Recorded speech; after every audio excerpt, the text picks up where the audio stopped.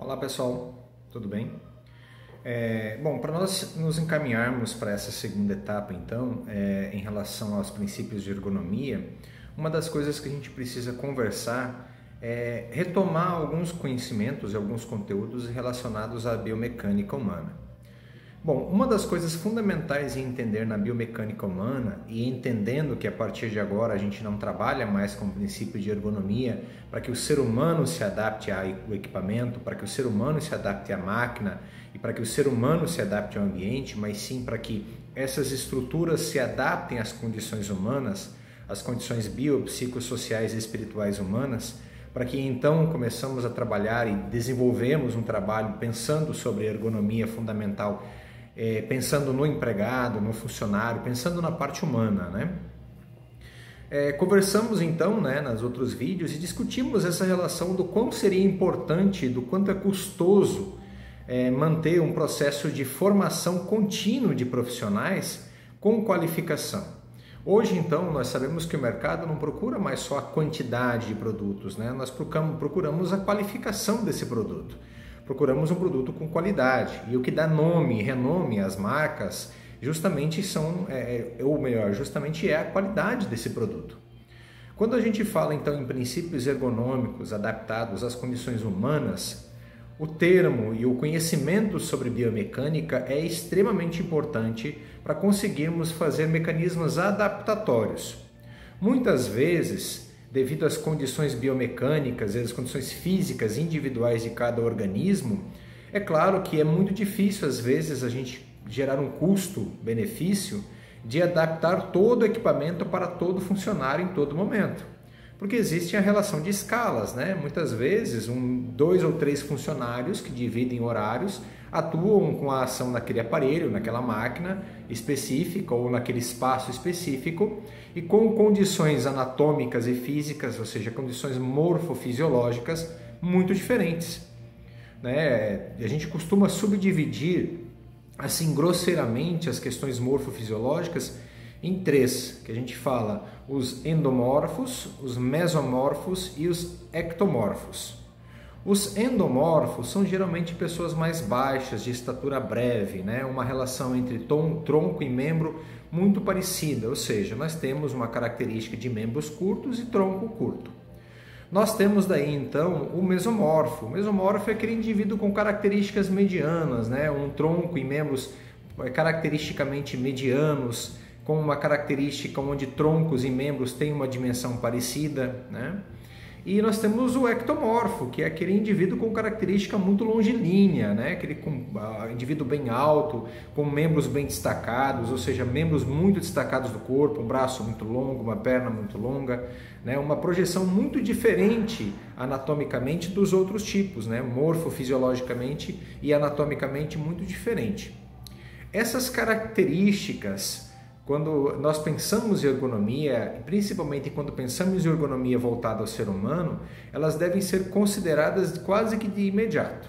Quando vocês fazem uma avaliação ergonômica do ambiente, o primeiro ponto que a gente tem que identificar são os humanos que trabalham ali, as pessoas que trabalham ali, em que condições aqueles indivíduos trabalham e como o ambiente supre as necessidades para que esses indivíduos trabalhem de forma adequada. Lembrem-se que em um ambiente adequado de trabalho, com facilidades para o aumento da produtividade, você tem um aumento dessa produtividade, você tendo no final, então, um aumento das relações de lucro. É o que nós pensamos em um mundo capital, né? A tendência é migrarmos para o entendimento onde as relações numéricas equivalentes ao lucro têm que ser consideradas. Nenhum empregador vai investir verba específica em um ambiente em que não gere lucratividade para ele e também não vai investir numa equipe profissional que de certa forma não dê rentabilidade para ele.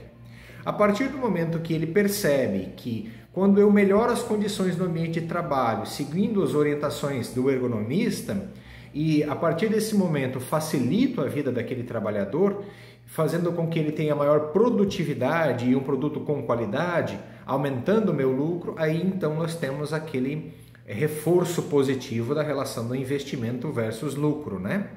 O quanto é importante entendermos essa relação. Muito bem, uma das coisas fundamentais que nós precisamos conversar também neste vídeo é entendermos a relação de como as questões biomecânicas, as questões anatômicas e fisiológicas influenciam diretamente quando pensamos numa ergonomia voltada para o ser humano. E para entendermos isso, para a gente conversar sobre isso, uma das coisas que são fundamentais entendermos para então formarmos no futuro um plano de atendimento, um plano de organização estrutural para fazer com que aquele ambiente seja o mais adequado ergonomicamente para aqueles indivíduos que ali trabalham. E que desta forma diminui então o número de afastamentos médicos, devido às alterações relacionadas ao trabalho, diminuindo os problemas causados pelas má condições de trabalho, como níveis de estresse, entre outras coisas, fazendo o indivíduo, o funcionário, o empregado, o colaborador trabalhar de uma forma mais ativa, mais presente e com maior felicidade, por que não dizer, e desta forma gerando maior lucratividade. Para entendermos nessas questões biomecânicas, alguns pontos precisam ser relembrados. Como eu sei que vocês trabalharam, ou melhor, são alunos, a grande maioria dos cursos de engenharia, dos cursos de arquitetura, são cursos relacionados a questões matemáticas, a ambientes, a estruturas, a cálculos, entendam que também para a parte humana essas relações existem. Nós chamamos de bioestatística, uma estatística para o corpo humano, de biomecânica, a mecânica do corpo humano, e elas também são aplicadas para o corpo humano. Então, uma das coisas, uma das primeiras coisas que a gente precisa lembrar é como funcionam sistemas de alavancas. Lembram disso? Lembram que vocês estudaram provavelmente nos cursos, no decorrer do curso de vocês, esses sistemas de alavanca, que eles são fundamentais para a prática profissional de vocês? Pois bem, para o funcionamento orgânico e para o funcionamento do movimento humano, nessa relação de interação, movimento e ação, nós precisamos entender a biomecânica humana sobre um prisma, sobre uma visão de sistemas de alavanca. O nosso corpo humano, associado à parte muscular, ligamentosa, articular, óssea, forma basicamente sistemas de alavanca no corpo humano que, dependendo do tipo de alavanca, dependendo do braço de resistência ou de braço de potência que for aplicado para uma determinada ação, vai facilitar ou vai dificultar a ação do trabalho. Facilitando, melhora as condições de trabalho, aumenta a lucratividade, facilita as relações e elimina ou diminui drasticamente os riscos de afastamento, os índices de afastamento por lesões osteoarticulares relacionadas ao trabalho, as DORTs. Mas no caso, então, quando a gente coloca uma alavanca de forma errada, aplicada de forma errada, sobre uma condição errada, onde a relação de um braço de resistência força certos segmentos corporais, porque nós não conseguimos compensar essa relação braço de potência versus braço de resistência, nós vamos ter um indivíduo gerando um aumento do desgaste de energia para fazer uma mesma ação, um gasto exagerado de energia, produzindo então um aumento do consumo energético desse indivíduo, deixando os funcionários às vezes mais cansados, mais fadigados, aumentando o risco de lesão e diminuindo a produtividade. Essas condições biomecânicas são fundamentais quando a gente fala sobre pensamento de ergonomia humana. Vamos recordar então os sistemas de alavanca? Nós temos então 3 sistemas de alavanca. Eles funcionam tanto para arquitetura, tanto para matemática, física, para engenharia, quanto funcionam para o corpo humano, São apenas 3 sistemas. Interfixa, quando nós temos o ponto fixo estabilizado entre a resistência e a potência. Interpotente, onde a potência está entre a resistência e o ponto fixo, e a interresistente, onde a resistência fica no centro entre um ponto o ponto fixo e no outro lado a potência. Esses 3 sistemas de alavanca, interfixa, interpotente e interresistente, são aplicados igualmente no corpo humano, e é através da interpretação de alguns componentes do corpo humano em que nós identificamos o ponto fixo, o que é potência e o que é resistência. Bom, no corpo humano a gente sempre vai considerar que o teu músculo, ou seja, o tecido que é fundamentalmente relacionado e responsável pela ação, o músculo, que estimula a ação de produção energética para que aconteça a contração ou relaxamento da parte do corpo humano, e assim então o movimento, o músculo nós chamamos de potência. Geralmente a barra, né? Nós temos aquele desenhozinho, lembra? Que tem um ponto fixo, uma barra em cima, uma resistência, uma potência do outro lado. Bom, as barras estruturais que fazem a gente interpretar a relação de onde fica o ponto fixo são as estruturas ósseas do corpo humano. Na grande maioria das vezes, o nosso ponto fixo são as articulações, né? Aquela articulação específica é o nosso ponto fixo.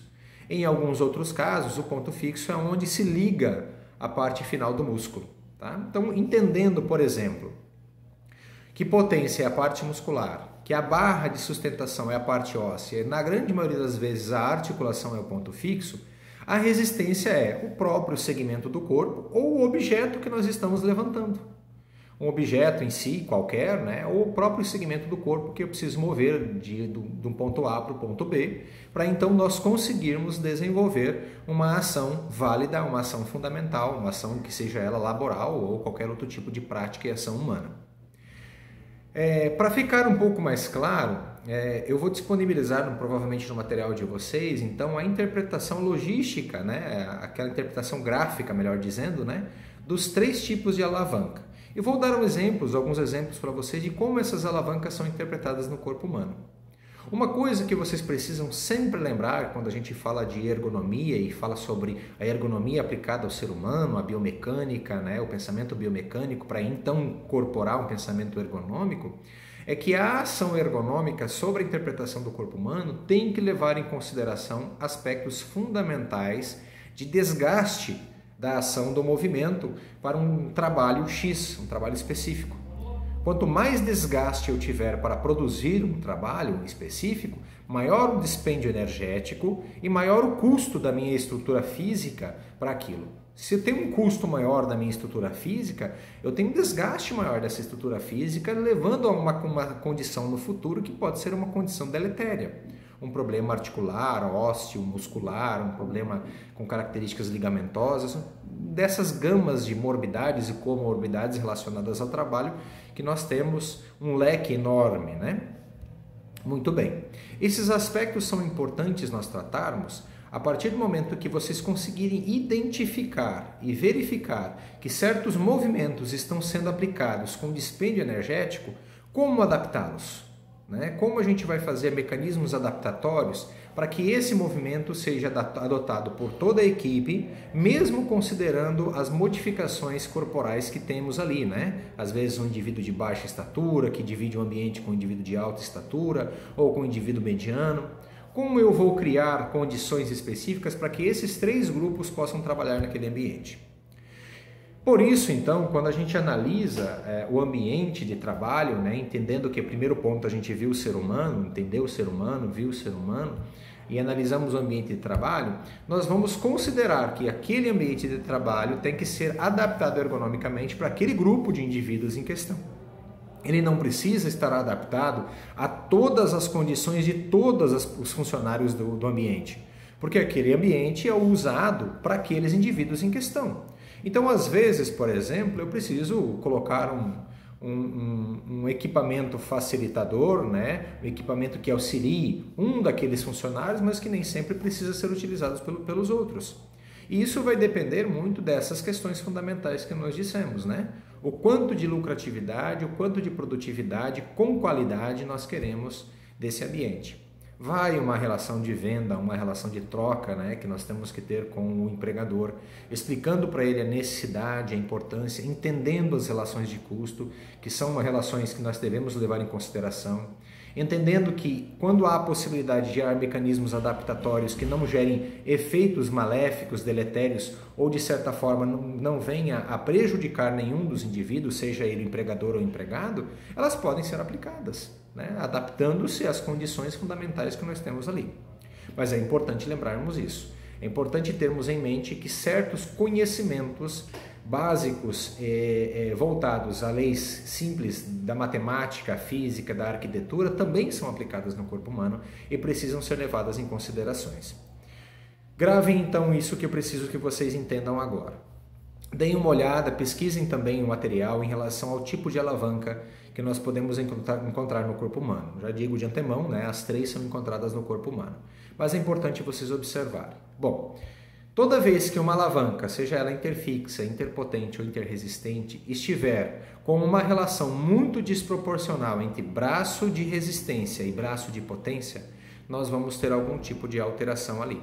Toda vez que o braço de resistência, ou seja, o custo, o braço de resistência aumenta a carga, que aumenta a dificuldade para o indivíduo trabalhar, toda vez que esse braço de resistência estiver aumentado, nós vamos ter um risco, ou seja, um flerte maior com ações deletérias que podem prejudicar o comportamento físico de trabalho, o comportamento biológico no trabalho e, em consequência, todas as relações psicossomáticas analisadas e entendidas nessa relação de trabalho, de atividade laboral. Beleza?